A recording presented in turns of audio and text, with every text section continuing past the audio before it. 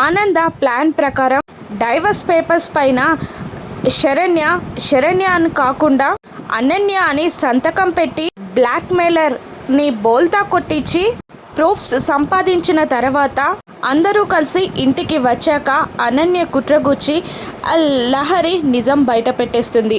మీరందరూ శరణ్య వదినని అపార్థం చేసుకున్నారు.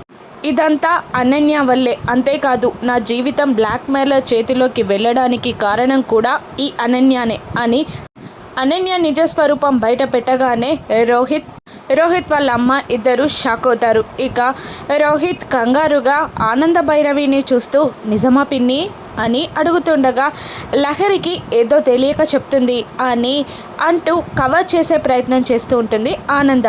కానీ రోహిత్ వినకుండా నిజం చెప్పు పిన్ని అని నిలదీయడంతో అవును అని తల ఊపుతుంది ఆనంద.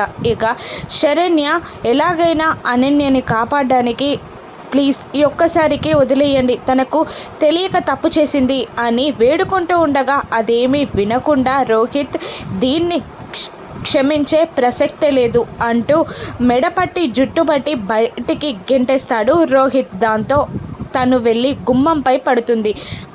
తల వెనక భాగం గుమ్మంకి తగలడంతో తను అక్కడే స్పృహ తప్పి పడిపోతుంది. తల నుండి రక్తం ఏరులై పారుతూ ఉంటుంది. ఈ రక్తపు మడుగులో పడిపోతుంది అనన్య.